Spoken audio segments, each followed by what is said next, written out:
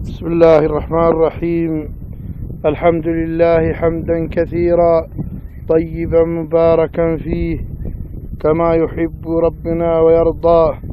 هذه المادة الجميلة في يوم 17/6/1434 هجرة في هذا الصفا الذي يسمى صفا سعيد غرب جبال واردات.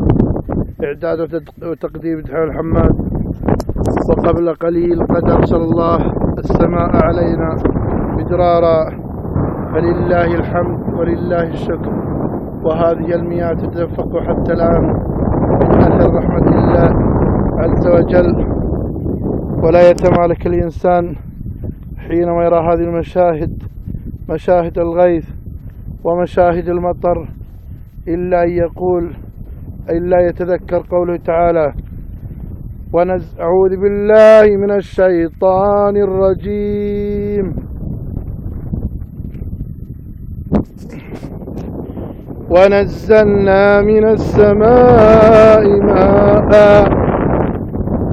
ماء مباركا فأنبتنا به جنات وحب الحصيد والنخل باسقات لها طلع نضيد رزقا للعباد وأحيينا به بلدة ميتة كذلك الخروج. وقال عز وجل: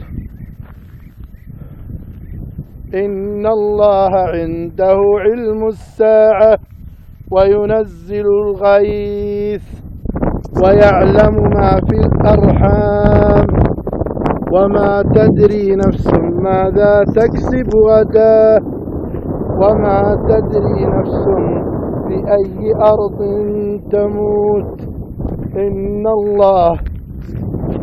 الله عليم خبير. وقال عز وجل: فقلت استغفروا ربكم إنه كان غفارا يرسل السماء عليكم مدرارا ويمددكم بأموال وبنين ويجعل لكم جنات ويجعل لكم أنهارا.